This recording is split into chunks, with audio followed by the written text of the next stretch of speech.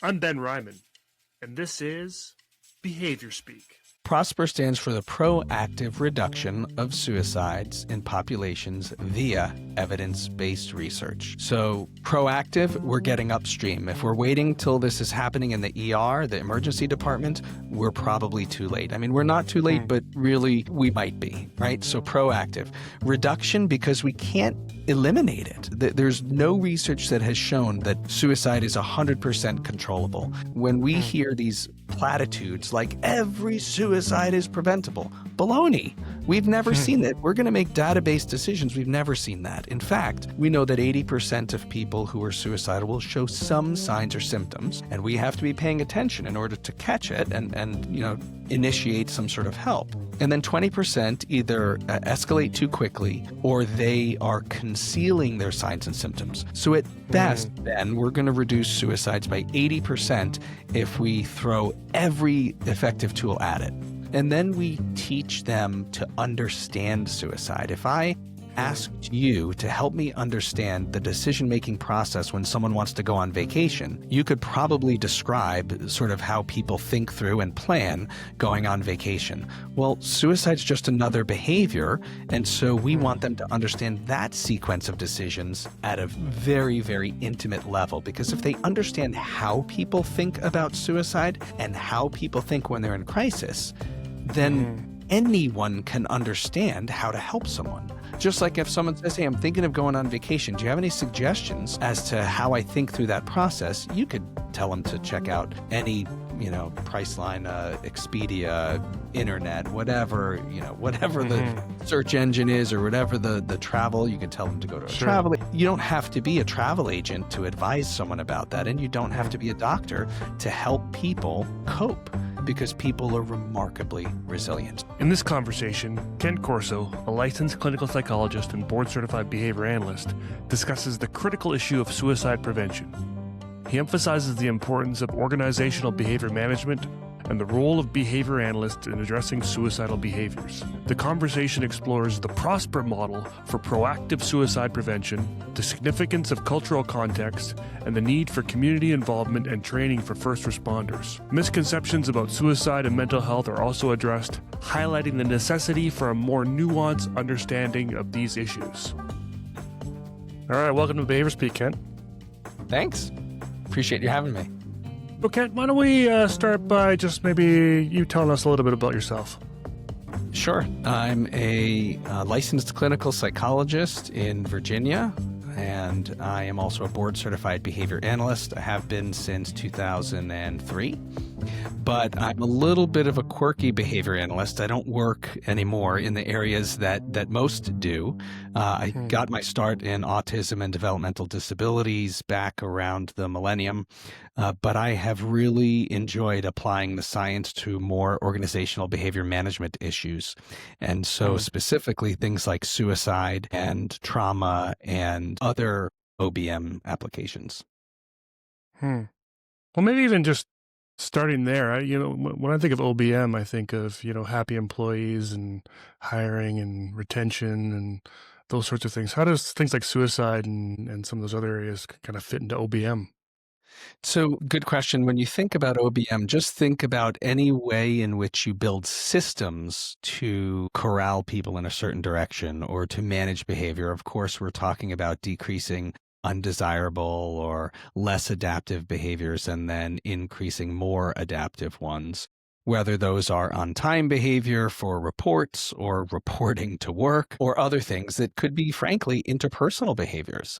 I can share that I got my start in that when I was on active duty for the U.S. Air Force right after 9/11. I actually had a cousin who was in the South Tower of the World Trade Center, and he did not make it out, obviously. Wow. And that was a wake-up call for me. I was in graduate school. Thanks for the support. I was in graduate school at the time, and I figured, you know what? I don't come from a military family. I'm not particularly interested in going to, downrange into combat and shooting people. I don't own a firearm, but it was a wake-up call, and I figured I'm either going to be part of the solution or part of the problem. And if I'm not part of the solution, I am part of the problem. So So signed up and commissioned as an officer in the U.S. Air Force, and they trained me to be a psychologist. And so then I trained for 1 year in a residency in Texas, and then was stationed in Florida for 3 years to sort of pay back that training time. So Wow. I then volunteered to deploy, and I went to Guantanamo Bay, Cuba. If you remember, Gitmo hosted some of the most high-value detainees that were captured during the War on Terror. And so I volunteered for it because I knew it would be a very ethically challenging assignment. And my whole role was really to be an ethical litmus test. So I had access to almost every single aspect to what went on in both the intelligence world and the detention center, which is sort of like a world-class correctional center. And because it was modeled after some of the supermax prisons here in the States. And so my job was to flag unethical behavior, whether it was happening in a dark corner somewhere or out in the open with large groups of people. So that was really how I got into OBM.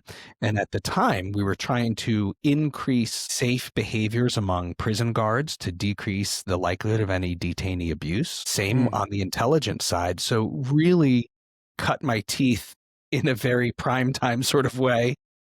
The Guantanamo Bay is very much a fishbowl. And so everything we did was high visibility and high stress, and some significant repercussions as well if things didn't go well. So that's sort of the OBM side. But I think you also asked about suicide, Ben, and so when I went on active duty, we had more deaths by suicide than enemy fire. And it's still that way. Actually, in the Air Force, Army, Navy, and Marine Corps, we have more deaths by suicide than by combat.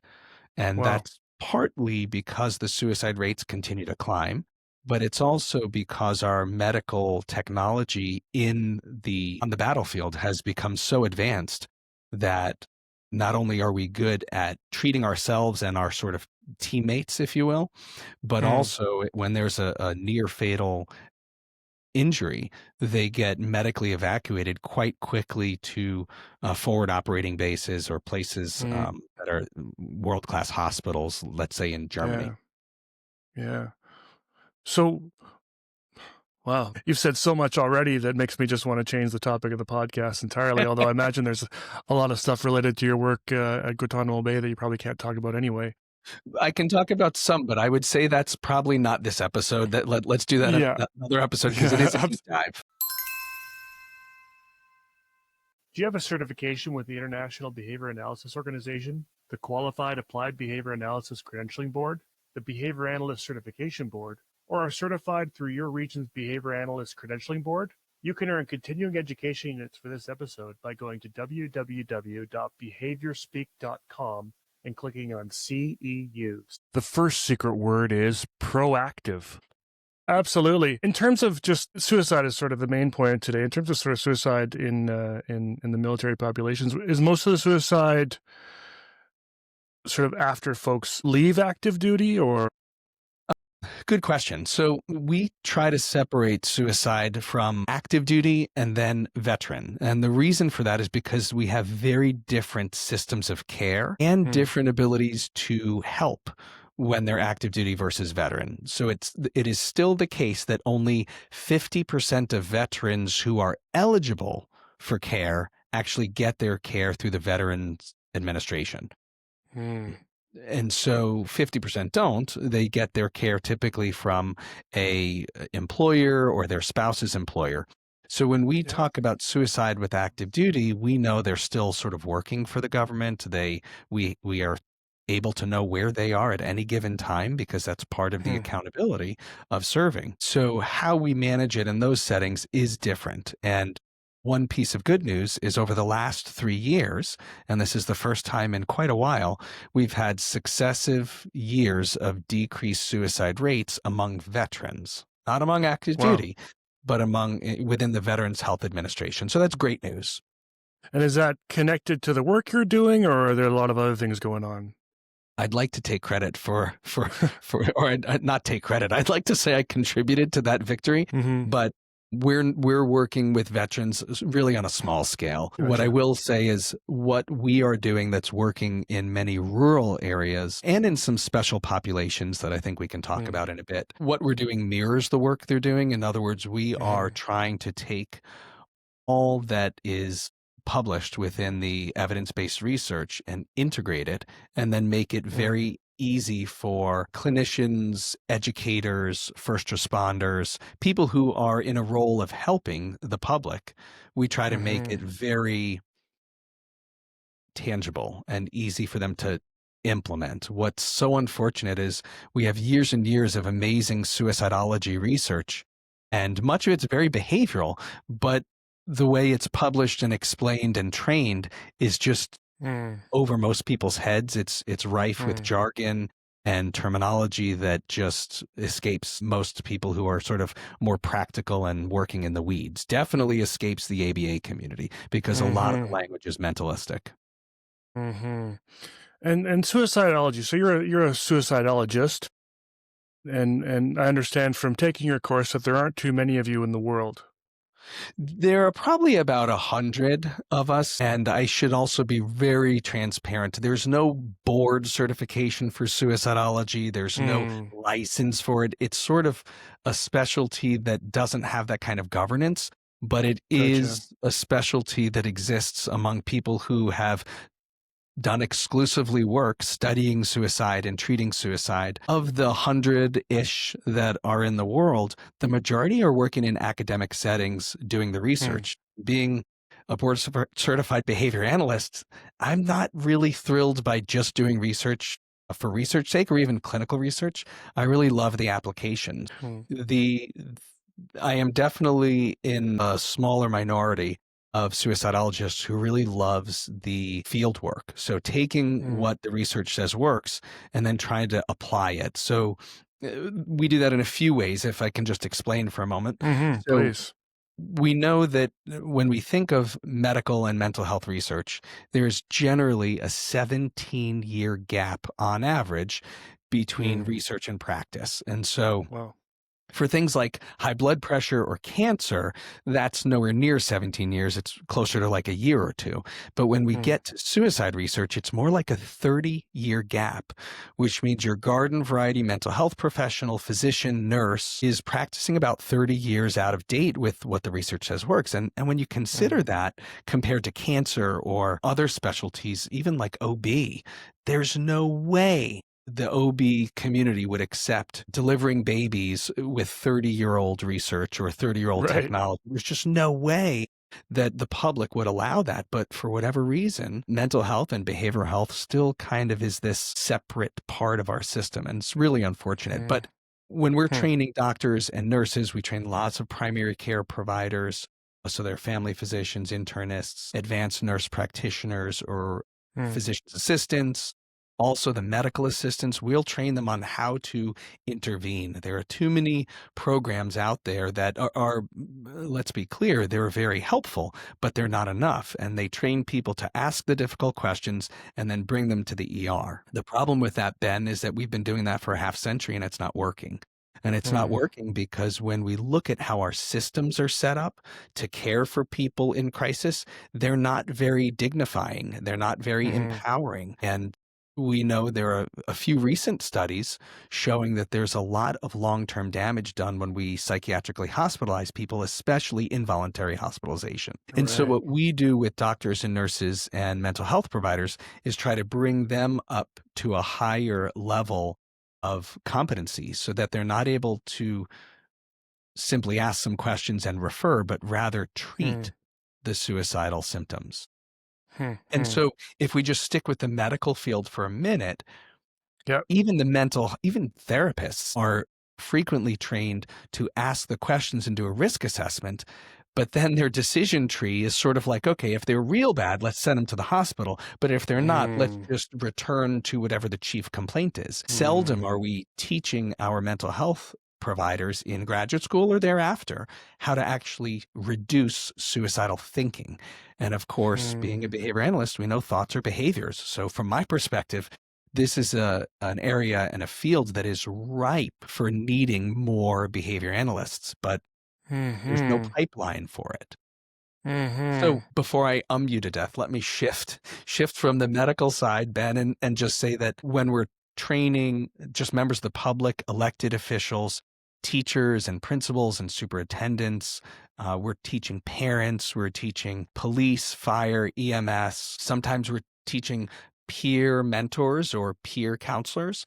And similarly, we're teaching them to not only ask the hard questions, but to intervene.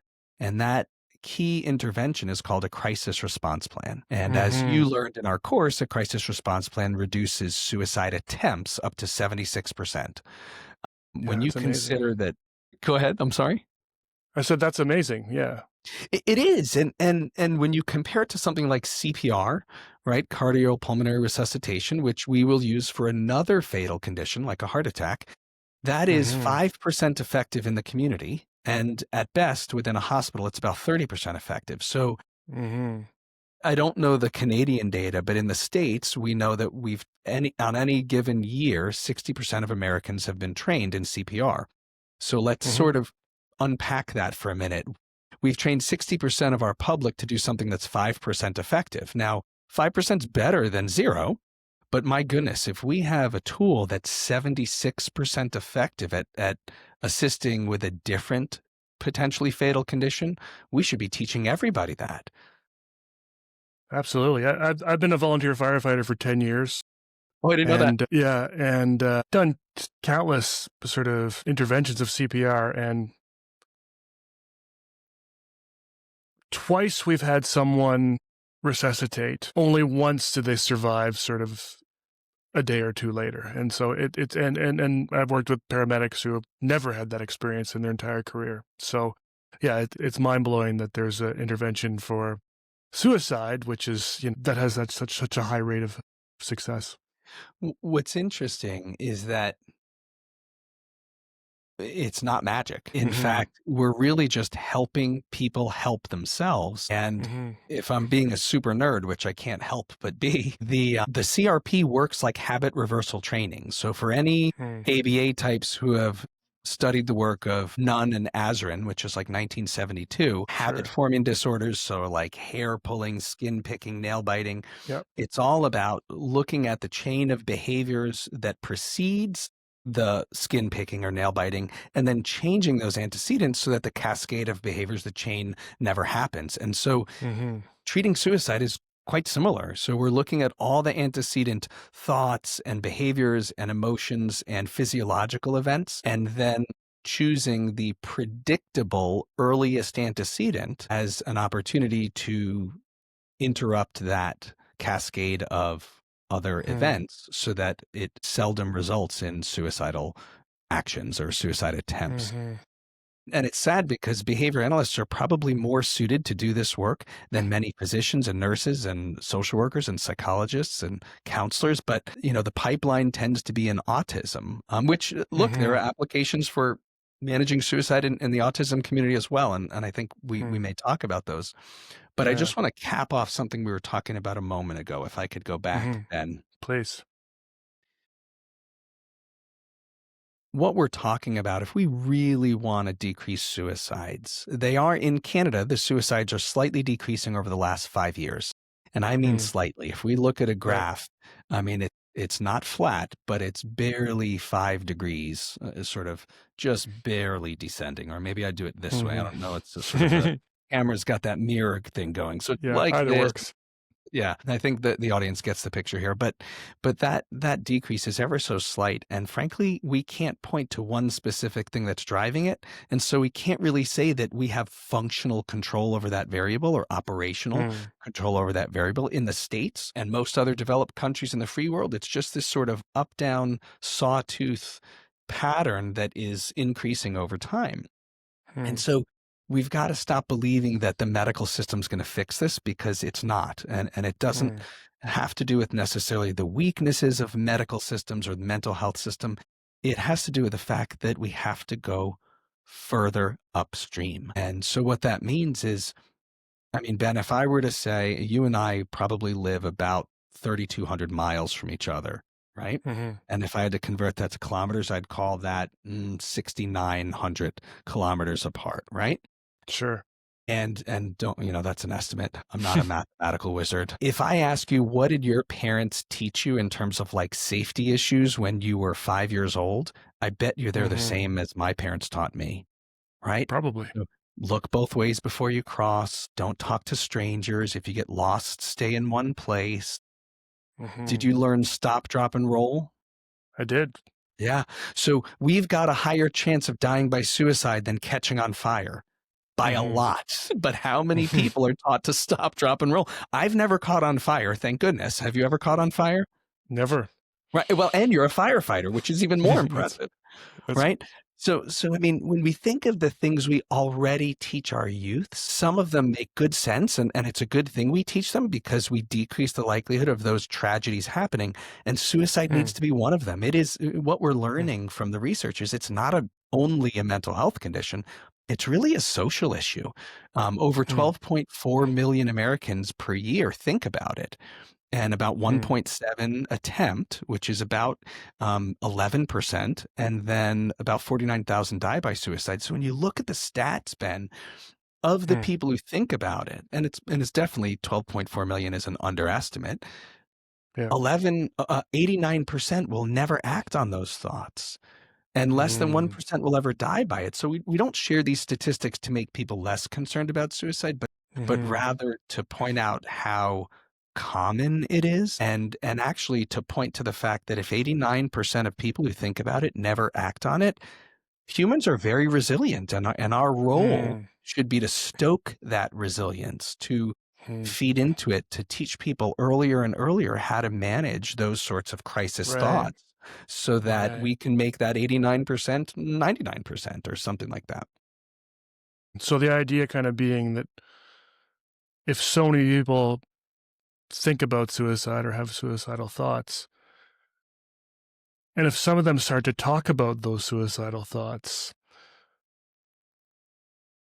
it's typically off to the psychiatric ward or something for them versus some of these other milder, effective antecedent interventions that might make a difference. That's correct, especially in rural provinces and some of the northern provinces. And the same goes for the states here in some of our states that are rural or more frontier, like you have. There's so much stigma. People still believe, and I hear this all the time, people still believe that if we talk about it, we're going to see more of it. And that flies in the face of every other safety behavior or safety lecture we give. That's like saying, if I teach kids about fire safety, we're going to see them setting more fires. Or if I teach kids about safe touches, which is that idea of no one sees your privates and no one touches your privates except the doctor when one of your parents is present, that if we teach them about that, we're going to see more kids get molested. It just doesn't make any sense. But we still have many, many people believing that. We are currently doing a project for the governor of Wyoming, and Wyoming is a rural frontier state. I mean, there are places where the nearest neighbor might be 100 miles away, and it's been number one in the United States for suicides 4 out of the last 5 years. Wow. Thankfully, they are seeing the trend slowing, so it's still happening, but it's slowing a bit, and that's very encouraging. But in the work we do for the governor, we're in multiple communities, and many of these communities are very remote.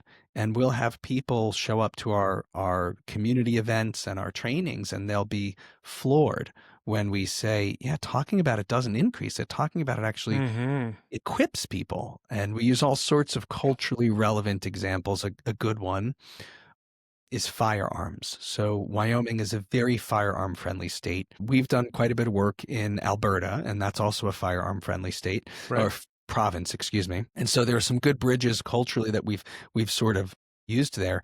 But responsible firearm owners who are parents start talking to their kids about firearms when they're very young, because they want them to be aware of firearms and how dangerous they are and how to keep themselves safe.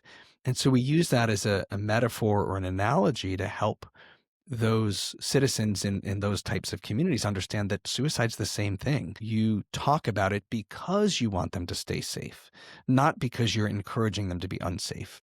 And so that's sort of something we're learning, is that we've been doing a one-size-fits-all suicide prevention strategy for a half a century in the developed free world, and it's not working because suicide's a behavior, and behavior is culturally bound and culturally influenced. And so how we do suicide prevention in LA or San Francisco or maybe Vancouver or Montreal or Toronto is going to be different than how we do it in Medicine Hat or Wood Buffalo or places like that. You know, the culture's different. How people express their distress and how they seek help and accept help differs based on culture and values. Yeah, wow. You said early on that behavior analysts might be some of the best suited folks to kind of be working in this area. And yet we seem to be deathly afraid of doing so. We're often unsure about our role with clients who express suicidal thoughts. What are some of the kind of the biggest sort of misconceptions about what behavior analysts can't do in sort of this area? I think it starts with inner behaviors. There are still many behavior analysts who either were never taught about inner behaviors or there are belief systems against inner behaviors. And the reality is that inner behaviors are undeniable. They clearly exist. Now, how behavior analysts want to sort of classify them or describe the topography and the function, I'm all ears for all sorts of intellectual, nerdy hypotheses and explanations. But until we accept that thoughts exist and they function the way behaviors do, we're going to have a lot of barriers to getting behavior analysts on board. Then you have other folks, I think, who are so married to the idea that behavior analysis is strictly an educational modality, or those who sort of on the other end of the coin, no, it's very much a medical modality. You know, so I think what I'm getting at, Ben, is that any extreme belief system is going to be a big barrier. And I think there still are some who define ABA entirely in the sense of its applications in the autism spectrum. And that's not the entirety of behavior analysis at all. It's just one application of it. And so the biggest barrier, if we look upstream, and you can, tell me the way it is in Canada, where I'm less familiar with the behavior analysis pipeline, but in the States, you are hard pressed to find any graduate level programs for masters and for PhDs that are outside of autism. There might be a handful, and I mean a handful, that are OBM or behavioral safety. But the other maybe 95%, and I'm taking a guess here, so don't quote me on this, but at least 90% of the master's and PhD programs, it's all autism. And that's a problem because it narrows the focus of the field and limits behavior analysts' ability to apply the science into other problem sets and in other contexts. Yeah. It's probably similar in Canada. We don't have that many programs altogether, so it's sort of hard to say most or half or whatever, because, I think you wouldn't even necessarily find a doctoral level program in every province. In fact, I think there are 3, maybe 4 in the country. Well, we need to start one. We need to start one. Exactly. With Western University being one of the newest. Yeah, 100%. Which university? I'm sorry. Western in London, Ontario is one of the newest, also the first online doctoral program. And I'm happy to say that they are not just an autism-focused program. That's great. They do a lot of cool work in sort of the cultural behavior science area and some other fun spaces. So it's nice to see that. But I hear you. I think for the most part, if we look at sort of ABA, even around the world, the focus seems to be that autism focus. So there's certainly that area, the sort of private events and radical behavior analysis and sort of not everyone being on that wavelength. I think the other area, which probably isn't just a behavior analysis problem, is sort of this liability kind of concern that if I get into this, if I work with a patient that's potentially, or a client that's potentially suicidal or having those thoughts, they're successful, that's on me. And how do folks kind of sort of navigate that? Great question. And I hope you don't mind. We try not to use the word successful in combination with the word suicide because it puts a undesirable value on it. We say sort of a Good point. completed suicide or a suicide attempt, and I'm educating your listeners more than I'm educating you.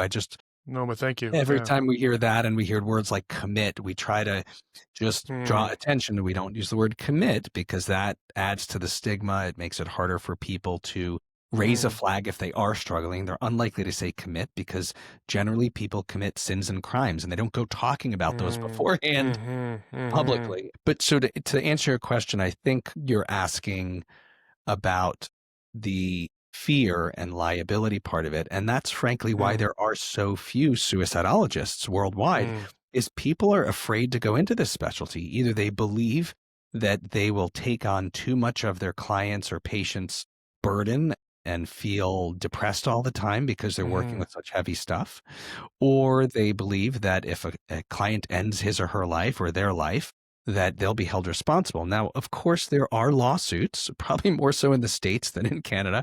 There are lawsuits around malpractice for people not doing what they're supposed to do. But the reality is, when someone chooses to end their life, that's on them. We can't own their decisions. And so helping professionals, whether they're behavior analysts or healthcare professionals, helping people truly internalize that is a process, and it takes some time.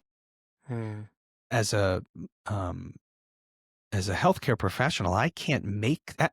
Forget healthcare professional. As another human, I can't make someone want to live more than they want to live. And so we have to first accept that as our foundation, that we have a limited influence on our clients and our patients. And in my opinion, that's a good thing. We're not so important. Stop patting ourselves on the back. We're really not that pivotal. And I say that in a sort of a playful way, but the reality is when someone truly wants to do it, they're going to bypass us, deceive us, lie to us. In most cases, they will reassure us so that we can sleep at night. So think about that for a moment. If we drill down on that, oftentimes we hear suicide is selfish. And if someone kills themselves, it's selfish. But to the contrary, someone who's suicidal is frequently thinking of others. And when we're talking about a patient or client relationship, they will do things so that the provider doesn't blame themselves. And those things are either they'll lie to the provider and tell them, yep, I'm not having those thoughts, I'm good to go. Or they'll say things like, you're so helpful, I feel better, I'm not suffering anymore. And then they'll discontinue services and then go kill themselves. In other words, there is thoughtfulness around other people. One other, without getting too far on a tangent, one other way that we see that thoughtfulness is when someone decides that they're The second secret word is mentalism. going to end it, and they're in that planning process. It can be quite lengthy. And part of that process tends to be driven by things like, what's the least pain I will be in? And also, who's going to find me? Because someone has to identify the body, and someone also has to clean up the scene. So we often see people choose ways of ending their life that minimize the burden to their loved ones, whether it's identifying their body or cleaning them up, or for whatever funeral or other sort of burial customs are relevant in their culture, they'll try to ease the pain there too when considering their method. So I just share this because there is so much folklore. There is so much stigma. There are so many misunderstandings. And one of them is that people are selfish when they decide to kill themselves. And the other is what you mentioned, is that there's liability. Our job as BCBAs or therapists or psychologists or doctors or nurses, our job is not to keep the suicidal person alive. It's to do the exact clinical behaviors that the research says we're supposed to do. What happens after that is completely on the patient. It's no different than your family doctor saying, well, Ben, you've got diabetes, and so now you have to take this medication. Whether or not you take it is up to you. And the doctor is not going to be sued because you didn't take your medication, is she? Right. I mean, so we've really got to not work thinking through this at this level. We've got to get down to the nuts and bolts and the real granular level and understand how humans work and where do I begin and where do you end and what are the boundaries. And how do we negotiate and forge those boundaries and manage them within the helping process? It is so common as behavior analysts or as therapists that we sort of own more than we should in the way Hmm. of what our clients do, and we lack clarity on where those boundaries are. And that's something that I think improves with experience, but Hmm. we don't want to own someone else's behavior because then we're actually thwarting their own growth. We're Hmm. in the way. If we're too heavy-handed, which many behavior analysts are, and it's the sort of the tradition or the culture of the field. When we do that, we actually hinder the person's progress and success because we are sort of doing too much management rather than leveraging their strengths and sort of, for lack of a better word, stimulating their growth process to allow that to unfold however it's going to unfold based on Hmm. people's diversity. Hmm. Hmm. And I think right now the only tool we have in our toolbox as behavior analysts, when these things sort of come up, is to send someone to the hospital because we don't know any better. So let's get into sort of what our other options might be. So you have this model called the Prosper model. And so tell me a little bit about what that stands for and kind of what that looks like. Okay. PROSPER stands for the Proactive Reduction of Suicides in Populations via Evidence-Based Research. So proactive, we're getting upstream. If we're waiting till this is happening in the ER, the emergency department, we're probably too late. I mean, we're not too late, but really we might be, right? So proactive. Reduction, because we can't eliminate it. There's no research that has shown that suicide is 100% controllable. When we hear these platitudes like every suicide is preventable, baloney. We've never seen it. We're going to make database decisions. We've never seen that. In fact, we know that 80% of people who are suicidal will show some signs or symptoms, and we have to be paying attention in order to catch it and initiate some sort of help. And then 20% either escalate too quickly or they are concealing their signs and symptoms. So at best, Ben, we're going to reduce suicides by 80% if we throw every effective tool at it. Okay, so proactive reduction of suicide in populations. Why in populations? Because suicide's a behavior, and behavior is driven by culture.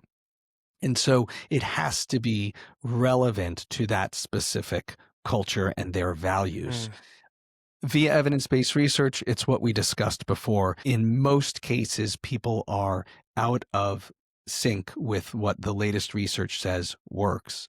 And even when we look into graduate education, 50% of the graduate programs in social work, psychology, and mental health counseling in both Canada and the US, only 50% even address formal suicide risk management training. And of that 50%, the average duration is less than 2 hours. So, I mean, the entire world is like, oh, you have a suicidal person? Send them to mental health. But yet the field is grossly unprepared. And frankly, that's our fault. And so Prosper is a model. It's a proactive model of leveraging people's strengths and empowering people to help themselves. So when we lead these trainings, we ask people to consider the material we are reviewing in 3 ways. First and foremost, help yourself. Why help yourself? Because do you think most people who end up being suicidal anticipated that they'd be in that position? Like, hey, I think 5 years from now I'll become suicidal.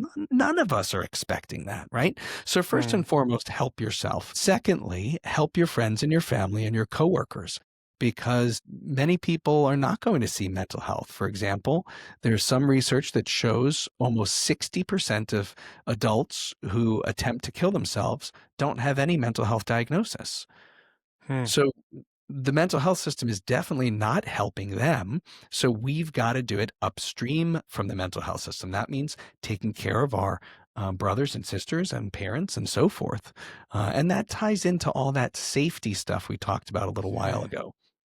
And then the third way we want our audiences to apply the knowledge is in the context of their job. So if they are in a helping profession, if they're first responders or in the medical field or educators, we're also doing a lot of work with faith communities, because oftentimes someone will go to a member of their faith community before they go to the doctor. And guess what? That's legitimate. It doesn't matter which door it is. We don't need one door for people in distress. We need multiple doors so that there's accessibility, availability everywhere. And so just to finish, you asked me a question and I don't want to stray. We've got sort of a brief training that's about 90 minutes that we do to just employees within businesses and organizations. We also do that same training for educators and first responders, and then health and mental health. We have lots of behavior analysts attend our training because in some states there is an ethics requirement for continuing education. And they have, let's say they need 1 credit every 2 years or 3 years. So they'll take our course because there isn't much in the way of teaching behavior analysts about suicide except for what we're doing. And then we have more lengthy courses that are 1 to 2 days long. And then we also help organizations, whether they're healthcare organizations or practices, group practices, with things like policies and procedures, paperwork and forms. So the kind of system redesign to reduce risk across a system. And so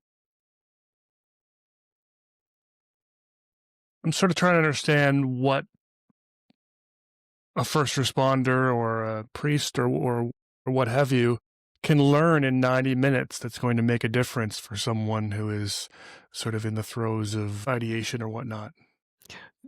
So you are saying what's always on my mind. We need like a week with people, but good luck getting people into a training course for a week. It won't happen. It's cost prohibitive. It's time prohibitive. People have lives and jobs and families. So the first thing we try to do is frankly dispute the assumptions and the myths that we know everybody's carrying. And so we use a lot of statistics and research to back up these ideas, like the idea that suicide is a social issue, like the idea that anyone can help, like the fact that our tools are more effective than something like CPR, which is widely accepted. The idea that we need to talk about this just like stop, drop, and roll, that you'll have a higher likelihood of killing yourself than catching on fire, right? So we use that within the first 30 minutes of the 90-minute program. And then we teach them to understand suicide. If I asked you to help me understand the decision-making process when someone wants to go on vacation, you could probably describe sort of how people think through and plan going on vacation. Well, suicide's just another behavior. And so we want them to understand that sequence of decisions at a very, very intimate level, because if they understand how people think about suicide and how people think when they're in crisis, then anyone can understand how to help someone. Just like if someone says, hey, I'm thinking of going on vacation, do you have any suggestions as to how I think through that process? You could tell them to check out any Priceline, Expedia, internet, whatever, whatever the search engine is, or whatever the travel, you can tell them to go to a travel. You don't have to be a travel agent to advise someone about that. And you don't have to be a doctor to help people cope, because people are remarkably resilient. So what we're looking for in that 90 minutes, Ben, is to surprise people. We're looking to have them leave saying, you know what? I am a bit more confident. I am a bit more knowledgeable and more comfortable with the idea of having some difficult conversations. We do go over the CRP, the crisis response plan, because we feel like it would be irresponsible to not teach people how to use it. But in reality, first responders, let's just talk about them for a minute. True or false, first thing they do when they arrive to the scene, whether you're fire, EMS, or police, is to make sure it's safe. Is that true? True. Absolutely. Right. So they are already trained to look for safety and to establish safety within a scene. The same goes if they're sent to someone's doorstep for a welfare check. True or false? They are experts on de-escalating situations and making very quick, mindful decisions based on variables within a circumstance that might be a high-risk circumstance. Right? So whether I'm going to run into a burning building, whether I know how long I can spend in there, that's a decision that firefighters have been trained to make. When I am an EMT and I have to put a patient on a gurney and get them out of this apartment or this stairwell or this building, I have to look at all sorts of variables to make sure it's safe, and I have to do all sorts of planning. If I'm a law enforcement officer, whether I get called to break up a bar fight or an intimate partner violence situation, I have to de-escalate. Right? So all of these skills are well within the scope and the expertise of first responders, but they don't know it. And they don't know it because of how we keep talking about suicide as a psychiatric problem, or someone's a Fruit Loop, or they're a whack job. And so we've got to help them transfer those skills they have and apply it to this. And so what we're talking about is teaching first responders how to de-escalate someone who's in a crisis, how to assess risk, and then how to teach them how to use a crisis response plan. If at the end of that 20-minute conversation on their doorstep, the person still feels unsafe, well, then let's just revert to the status quo and bring them to the ER. But at least we've tried something that's more helpful, more intensive up front. And we know that even if 20% of people it works for, that's 20% fewer costly and demoralizing psychiatric hospitalizations.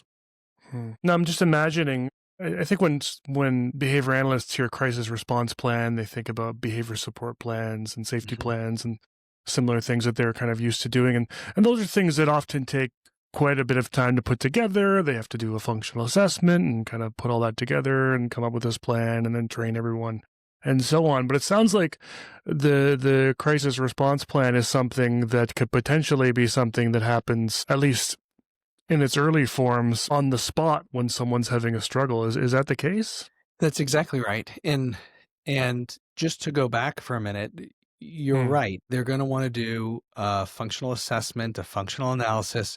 But here's the problem.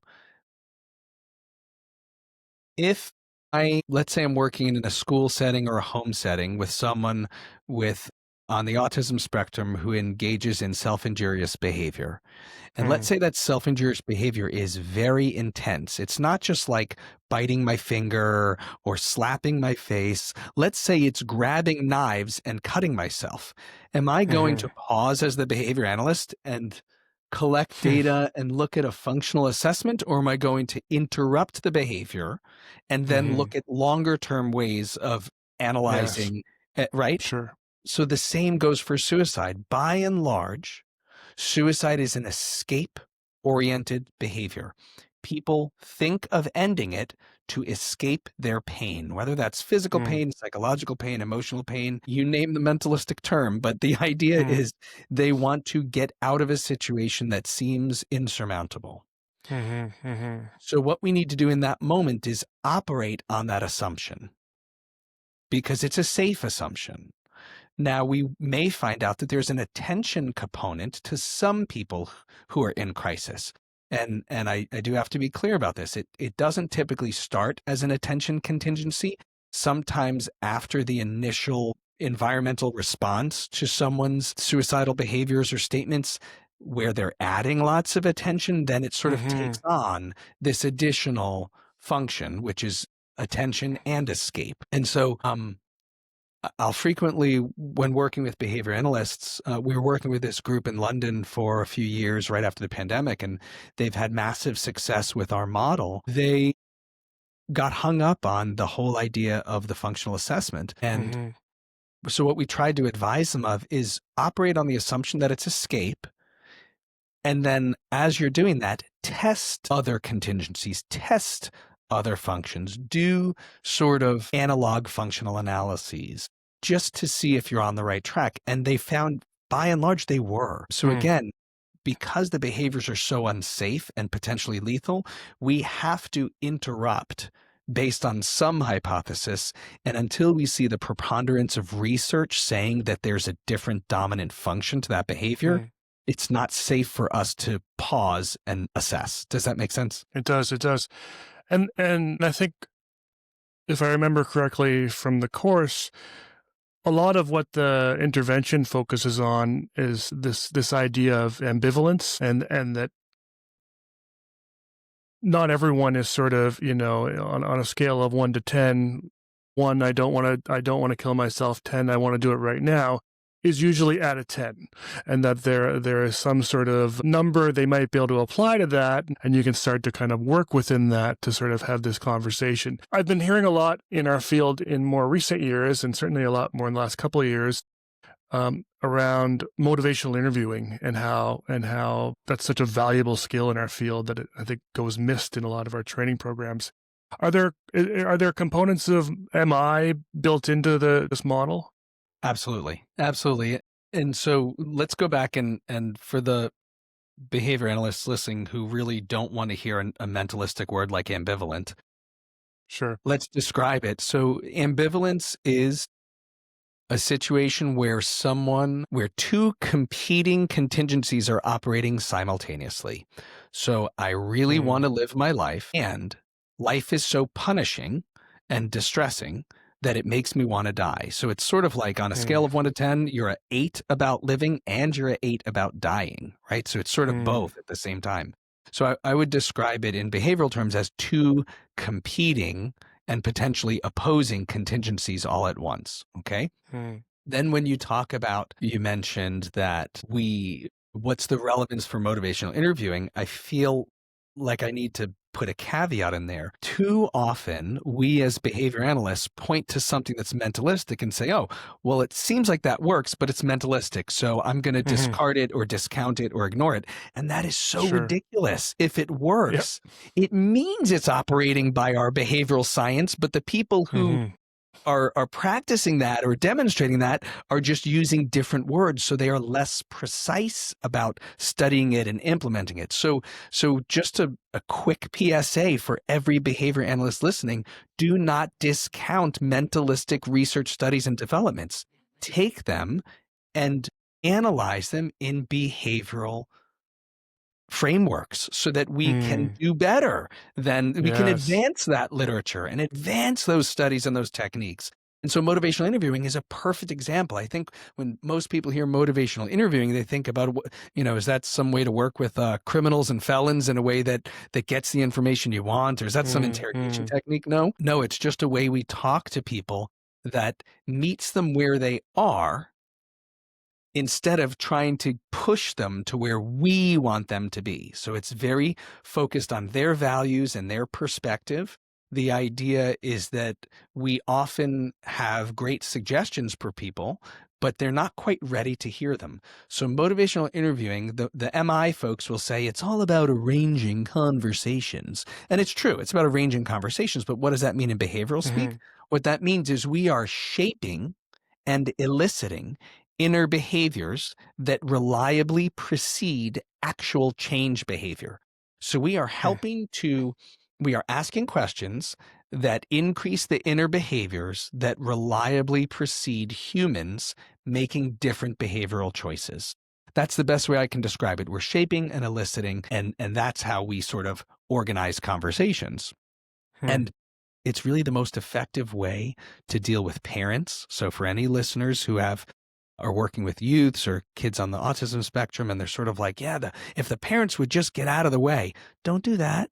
Just learn MI, and you'll be happy to bring the parents into the fold. And guess what? It'll work better than whatever you're currently doing.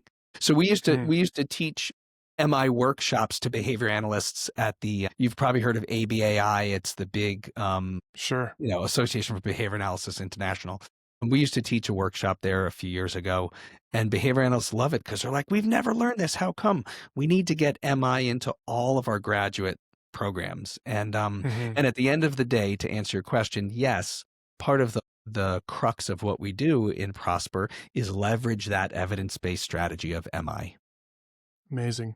Well, I want to shout out to Dr. Monica Gilbert. She's a behavior analyst who's been doing a lot of work in MI. Her episode will be coming out a week after this one, so folks can learn all about MI right after they learn about suicide. And she's got a great podcast out now called MI for Change, where she does 20-minute episodes all about MI for behavior analysts, and she's doing some really great work getting the word out to our field. So that's lovely. So someone's out there trying to do it again. Good. I'll have to listen. I just wrote her name down. That's fantastic. Amazing. And I told her all about you today as well. And so she's keen to look you up. So you might run into each other pretty soon. I'd love that.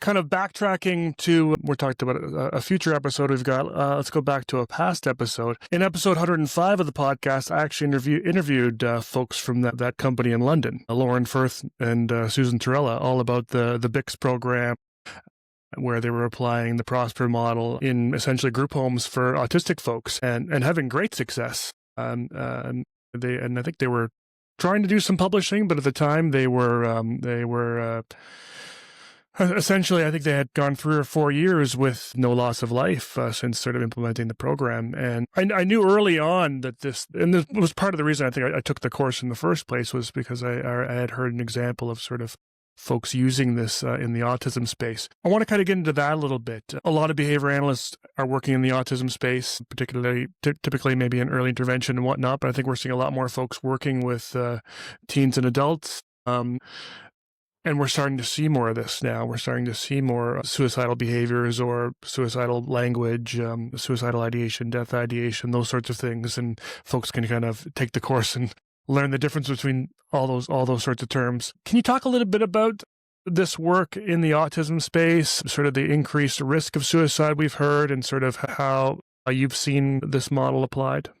Absolutely. We know that folks on the autism spectrum are about 3.75 times higher risk. They are at almost 4 times higher risk than typically developing individuals. And much of that risk lies within those who have fewer support needs. We used to say they were higher functioning autism, but they have fewer support needs. And it's thought, one school of thought says they are perceived. So this is where, again, that social context comes in. Some of the research will say, well, look, they are a little socially awkward.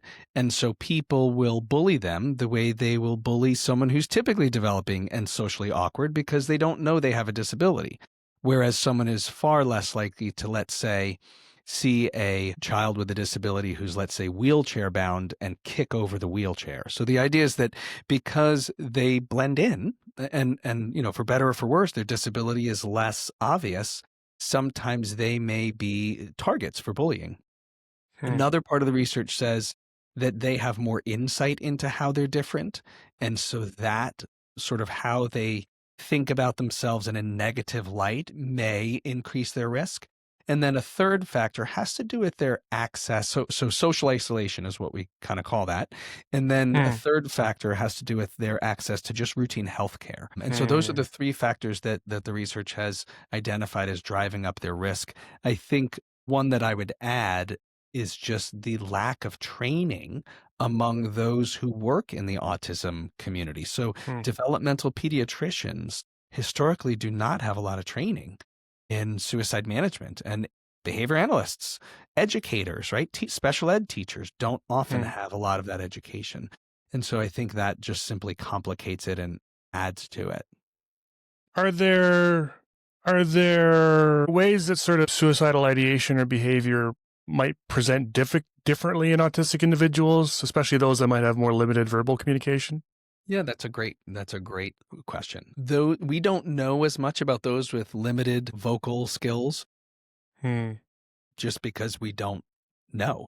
And that's a sad answer, but it's we only have observational research right now on folks in the autism community with suicidal thoughts. We don't have any randomized controlled trials. We don't have any single case research studies across persons, across behaviors, across settings. It's just not, the research hasn't evolved. We're very early in the research process. What we do know is that, and this is from the work we did with that wonderful group out in London, is that we as humans will get caught up on the words of the client instead of analyzing how those words function and how their social environment is functioning.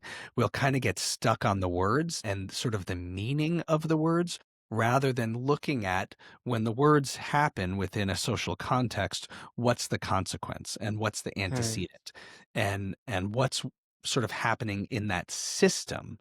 What are establishing operations? What are the setting events? What's happening upstream from those words that change the picture and change the potency of the reinforcer, right? Or I should say potency of the consequence, because it may not be a reinforcer, but I think we get too stuck on words. And so it's funny, we kind of slip out of behavior mode and into mentalistic mode, or we get caught up in verbal behavior concepts, which I haven't yet found a way to apply Skinner's verbal behavior to these problems. I think, I don't see the connection as clearly, at least in the applications we've worked in. So what I would say, just to try to be clear and succinct here, I would say if there are behavior analysts who are working with folks on the autism spectrum who may be suicidal, ask the questions, but also dive into when are these statements happening and when are they not happening, and fully leverage all of your behavior reductive strategies from DRIs to DRAs to DROs, because with the autism spectrum, sometimes we get this almost obsessive focus on certain things. And sometimes by asking questions or focusing very much on suicide, we end up feeding this system, this repetitive statements of suicide. And that's not really, now we're kind of, what's the word? We're kind of influencing their understanding of suicide and their interaction with suicidal thoughts and behaviors, right? So we have to be really cautious about that. I mean, someone with autism could really love vacuum cleaners, or they could really love cars, or they could really love the topic of suicide. So it's really important to discriminate. When do they really love this topic of suicide because it's fascinating to them? And when are they actually thinking of taking their lives? There's a big difference, and it functions quite differently, right? Yeah. And I've known those individuals that find suicide to be, and even the idea of just even talking about it, because talking about it can get such a rise out of folks, just like they might talk about sort of really, really dangerous behaviors, like, I'm going to kill you, I'm going to harm you, I'm going to cut off your arm, or whatever. Gets way more sort of, reinforcement than maybe just a standard F-bomb. Exactly. Yeah. So I think what you're saying, Ben, is that anything provocative can sort of snowball. And whether that's violence, whether that's something sexual, whether that's something like shocking and inappropriate, like dropping an F-bomb, suicide can function the same way in a social context. So, and we're going to dig into sort of how folks can find the course and take it and what's involved there. The course, I think, really focuses on that crisis response plan and kind of what to do kind of in the moment before kind of getting folks, as we talked about, sort of going from the safety plan more to maybe the behavior support plan. What could that look like for behavior analysts sort of moving forward if they've sort of been they did their work well enough? They were part of that 76% of folks that didn't complete. Where does their role kind of fit in? Is there a role for behavior analysts in that continued care, or is at this point that now they move over to some sort of other professional? I think the biggest limitation for behavior analysis getting involved in suicide work is that they can't get paid for it in most cases. They can only get paid for it if it's if it comes up in the context of other work they're doing. And that is such a shame that our funding processes and structures and that is the barrier. In reality, and I this sounds a little nutty, but look, it's the truth. They can get involved when they're off the clock, probably more easily than when they're on the clock. But most people are not fishing for more work that they're not going to get paid for, right? So I would encourage behavior analysts to, if you have gone a whole year without asking one loved one, either friend or family, hey, have you ever thought of killing yourself? And I don't mean just like, hey, we're sitting around a campfire wondering this, having deep thoughts. I don't mean that. I mean, when you know that someone you love is struggling and they're in a hard place in life, take that opportunity to ask them the hard questions. Are you thinking about ending your life? Are you thinking about killing yourself? So I think actually there are more opportunities for them to help in that informal way than in the context of their job. But if we had to dream and sort of fantasize about how our field could break into that, Yeah. I think it first needs to start at probably the province level or maybe even federally, that there's a requirement to get educated in formal suicide risk management because it can come up within the work they already do. So requirements, I think, are one way. Another way is to open doors in primary care behavioral health. For the last 15 years, I've worked all throughout Alberta, helping them integrate behavioral health providers into their family physicians' offices, their primary care offices, the primary care networks, working through Alberta Health Services. And even within the states where this work is alive and well, they're even having occupational therapists now respecialize into this sort of behavioral consultation. If we can have occupational therapists who are not doing mental health diagnostics, if we can have, because occupational therapy is a very functional specialty within physical medicine, it just makes sense that behavior analysts can also operate within primary care. I don't mean operate like a surgeon, let's be clear, for anyone who's very literal.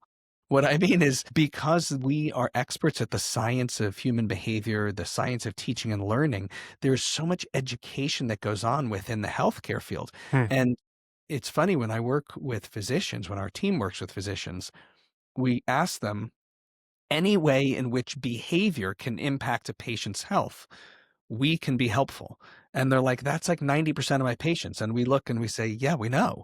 So why are you only referring the depressed and anxious patients when you could be referring everyone who evidences treatment non-adherence, everyone who evidences disagreement with the treatment plan? These are humans who want to get better, but we're just not reaching them with the right skills and tools. So I can see a fantastic use of the behavior analytic workforce to shore up some of the shortages that the mental health community is never going to be able to man or handle, or sort of the supply and demand will continue to be mismatched because we've got to get upstream. So those are my thoughts, Ben. I don't think any of them are actionable except to take it upon yourself to check in with someone in your personal life. I suppose there are, though, folks like yourself. I know a lot of folks that are behavior analysts, but then went on to become clinical psychologists. And now they're able to sort of apply behavior analytic principles in their role and bill for those things, because they're no longer billing for ABA, they're billing for psychology and whatnot. Good point. And so there might be a space for those folks. Good point. Yeah, excellent. I sometimes will encourage people who I meet within ABA who want to go farther in their journey to say, look, go get a master's in social work or get a psychology degree, something that enables you to practice under a different license. You can always use behavioral interventions or assessments or strategies or even the framework within the work you do. In fact, I've met some physicians who are very behavior analytic in how they practice. And if you have the passion for that and the interest, go nuts. I think it's a great idea. But if we're looking at how to move the ABA field along sort of as a career, as a field, as a specialty, we need to work within the curriculum that we train in the universities, and we need to work within sort of the regulatory processes around licensure and ethics and continuing education. But yeah, I love your idea. That's one other honestly, place. As a clinical psychologist, as a clinical psychologist, I almost exclusively use my behavior analytic background, right? So as a suicidologist, I'm constantly using the behavioral tools. Yeah, amazing. One other area I think that behavior analysts might think about, and I bring this up a lot, most of my work in the field has been with adults, and so I often sort of see adults with really strong skills in certain areas and lacking skills in other areas. And I see that a lot of that being a product of early intervention, because most of the dollars go into early intervention. Most of the literal hours spent with the child are in early intervention. And so, we have a lot of adults that have, maybe some stronger academic skills, some basic imitation skills. I worked with a 35-year-old man in my group home that would always come and he'd grab my hands and physically prompt me to clap very well. He was really good at that. Clearly something he learned in early intervention that never got faded out. Where does early where does or where, and this might be more of the dream world again, but where does or where could early intervention kind of fit into this? We started in the beginning talking about things like stop, drop, and roll and other things around other sort of safety areas, gun control, gun safety for children. We've heard a lot about that. Dr. Miltenberger has done a lot of work on firearm safety and other kinds of safety for children. Is there a place for sort of suicide prevention and intervention for children that goes beyond sort of just resilient mental health and sort of prevention of getting in that place in the first place, but more about sort of how to even how to, respond to a friend or a peer and so on? The easy answer is yes, Ben. It's a combination of teaching self-help skills. I say this with, I am American, so I think I can criticize America for a moment. We have many places that are like, yes, violence in schools is bad. Let's arm the teachers with guns. And I'm like, why are we ratcheting up the intensity and lethality instead of ratcheting it down until we have health classes throughout our school system, but we don't have coping skills classes. Now, to be fair, there is something called SEL, social emotional learning, but it's typically integrated throughout the curriculum. And I think we need to treat it in a much more focused way, the way we do fire safety. It just needs to be very explicit and very dedicated and focused so that it stands out and it's very obvious to children. We were in Wyoming about a month ago, and we trained an entire middle school and an entire high school in a town using the Prosper model and teaching them how to ask each other the questions and then knowing how to get a trusted adult involved. And so there is definitely a self-help part of it for early intervention. There's definitely helping them understand it, that it's just like if you saw a kid who fell down, wouldn't you help them up? So similarly, if you see a kid struggling, wouldn't you help them? But then we've also got to really work with parents. So many parents are like a deer in the headlights when their child utters the word suicide or I want to die or death. And parents are probably the first teacher children ever have.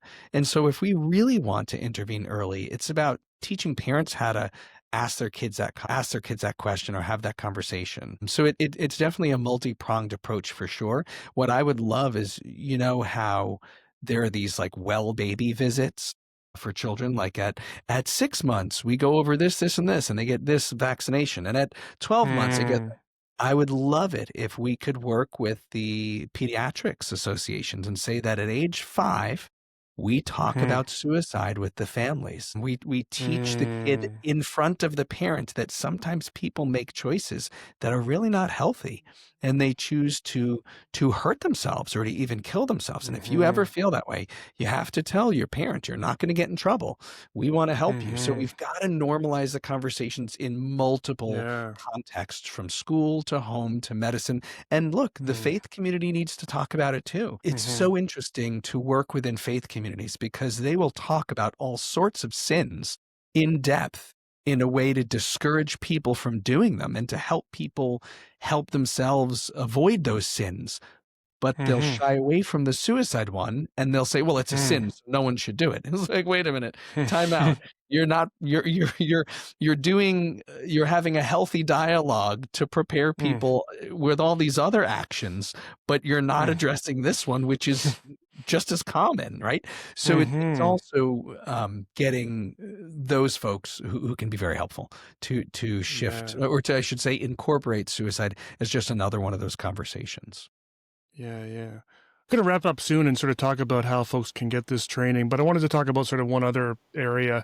I've had the privilege of interviewing quite a few Indigenous professional psychologists, folks in the allied health field, and we talked about autism rates being around 4 times as high in terms of sort of suicide, and I've heard for in Indigenous populations, especially Indigenous youth, it can be as high as 10 times the risk of suicide.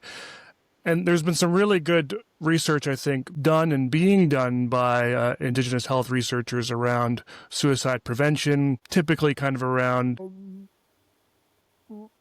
sort of reclaiming traditional practices that were taken away through colonization and whatnot, getting back to the land, hunting and gathering your own food, participating in ceremony, and all those sorts of really important things around becoming one with the earth that are I think are amazing tools for prevention. Have you looked at sort of some of your work around working with indigenous populations who are kind of more in crisis, and how this model might apply to those folks?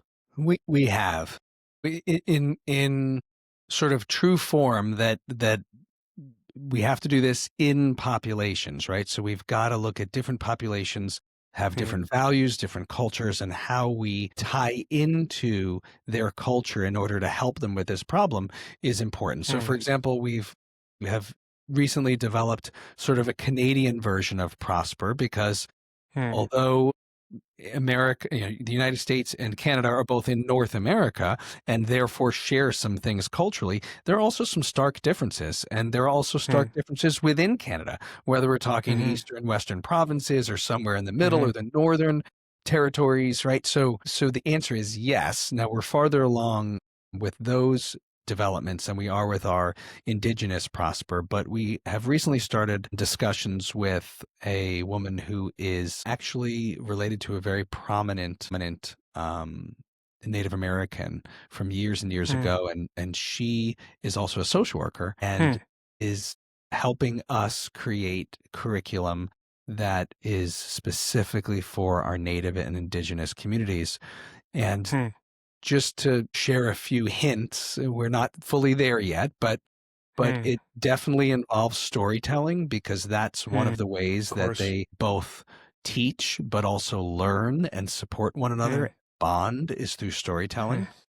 It's also a way of coping for both the people who tell the story as well as the people who listen to the story. And then also, when we think about what drives suicide, it's typically a loss of meaning and purpose in life, and or some sort of a loss of your self-identity. And I can't think of a better example than our Native and indigenous populations of a group that has had its identity destroyed by colonialism and the horrible things that happened. And that has a multi-generational effect. So whereas in non-indigenous communities, we would say, well, who do you affiliate with? Who's your family? Who's your, what's your community like? Who are you surrounding yourself with? Within the indigenous community, that's a much more complicated question. And the answer is much more disappointing, because the whole nature of colonialism ripped their identity from them. And so whether we're talking about getting back to the land, whether we're talking about ceremonies, whether we're talking about their, how they relate as family and as tribes, that's definitely got to be a component of this, because that's part of what's lacking. Is there's this fragile identity. What I would say in some cases, it's a confused identity. They're being told by maybe some elders within their family or tribe or reservation what is, but then they all have access to phones and can see the internet and see the sort of the, for lack of a better word, the white man's world. And that looks very different. Being torn between the two is not a nice place to be. And so I am learning from the folks we're working with, because I'm not an expert on indigenous mental health or anything like that. So we want to make sure we bring in those subject matter experts so that we can develop the most effective strategy for that specific population. But yeah, I love what you're talking about. And I think it's just so important that we meet people where they are based on their worldview, not try to use a one-size-fits-all, or even worse, impose our worldview on them. That's just not appropriate, and that's frankly why we haven't seen massive improvements in suicide numbers in the developed free world. Yeah, I love that. I look forward to seeing what comes out of that. Let's finish off by kind of where we started. So this course, really, what I hope, if there's one thing listeners get out of this episode, is that you go and take this course. And so tell folks about how to access it, how often it's put on, how inexpensive it is, and that there's even some CEUs. All right. So We offer, I'm looking at my little cheat sheet here. We Mhm. offer 7 CEUs for behavior analysts. For social workers, psychologists, physicians, nurses, it's about 6 continuing education units or CMEs. We typically do it virtually every other month. And the way we try to Right. take the 6-hour course and boil it down into something that's doable is we do it for 3 weeks in a row, and it's 2 hours each week. So for example, Mhm.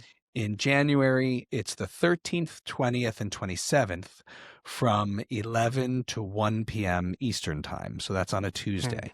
But then we'll run a course in April, June, July, August, October, and November. And Hmm. we also, for our Canadian colleagues, if you instead of registering, and so I should back up. So if you go to our website, which is prospertogether.net, you Hmm. can search for our trainings. And if you email us instead of registering, you should be able to get a discount. So Hmm. since the pandemic, we started giving our Canadian colleagues discounts. And I think it's about a $30 discount. It's pretty Oh, inexpensive. amazing. It's 155 US dollars for all 6 credits, plus the CEs come with that. Hmm. So it's really reasonable. But then we give you a $30 discount. So it's really 125 for our Canadian colleagues. Hmm. Um, what else can I say? We also do a 90-minute version online, but that's because it's only 1.5 CEs. I think it probably doesn't get as Hmm. much. It's not as popular. And I think once someone is interested, they really want to take the whole course. We also arrange private trainings. So if you have a practice or a school or a fire department or a police department or Hmm. some other sort of an organization and you want it tailored specifically to that context, like for example, we're Hmm. doing a training for the Department of Corrections in Wyoming State, because that's a Hmm. very specific population, the incarcerated population. And the people learning the skills also have a very specific role. It's the guards or it's the mental health provider. So of Hmm. course we offer trainings that are not on that set schedule that we will arrange Hmm. with anyone privately. And then we do a lot of work in person as well, if people prefer that. And whether that work is the teaching and training, or whether it's more of the developing policies or reviewing policies, document review and consulting and things like that. Hmm. One other thing that's kind of fun that we've been doing is working in legislation. So um, Hmm. up until about 12, actually exactly 1 year ago, uh, Missouri was the only state that explicitly said in its Good Samaritan law that a member of the public who's helping someone in an emergency is not liable unless they show gross negligence, and that Hmm. includes a mental health emergency like suicide. So Missouri was Wow. the only state, and we worked with the Wyoming legislature, and now to change their language to explicitly state that a mental health and suicide emergency counts. And now we've also replicated that work in both Idaho and Arkansas, and we're doing it in other states as well. So Hmm. it's something for Amazing. provinces to consider, is look at what your Yeah. Good Samaritan law says. And I'm doubtful that many of the provinces, just like the states, would explicitly authorize people to handle a mental health crisis or suicide, which is important. It destigmatizes and puts it on par with physical emergencies. And then it also Hmm. empowers people to be part of the solution, even if they're not a physician. So that's Yeah. something that we're doing just kind of on the side, because we have found that it's shifting the beliefs and decreasing stigma. Hmm. Before we finish up, I just want to backtrack to a couple of details about the course for Yeah. behavior analysts in particular they might find valuable. And I'll edit this out if these things have changed since then. But a couple of things that I really liked about the course was one, uh, it really, in a lot of ways, follows that kind of behavioral skills training model in that sort of the first sort of 2 hours are really dig deep into the research and misconceptions and get into some of that theory and really, I think, get folks on a track of understanding that this is something possible for them to do. But then what I really liked about the course was that there's some opportunity for some role play, some practice of the skills. And I know that, and you got to sort of get into a room with people from different professions, because I think I was the only behavior analyst in the room during my course, and I got to sit with a social worker and a mental health nurse and a different therapist. We'd go through the sort of the motions, and then there was an opportunity for some real gentle feedback on the skills, and some of those folks, I think, had been really, I think we're seasoned motivational interviewers and had really done that before. It was my first time ever trying it. And it was a real safe space. I really enjoyed that part of it. Is that still kind of how that course goes? Yes, except one thing. We don't call them role plays because everybody hates those. We call them simulations, which is, Yes. different words, same thing, but I'm just like teasing that. here. But yes, so the first 2 hours is very didactic. And then in each of the second and the third module, which is 2 hours and 2 hours, there is a part that's didactic and sort of instructional. And then we break out into these breakout rooms, which before the pandemic, if you told me that breakout rooms virtually would be beneficial for practicing skills, I never would have believed you.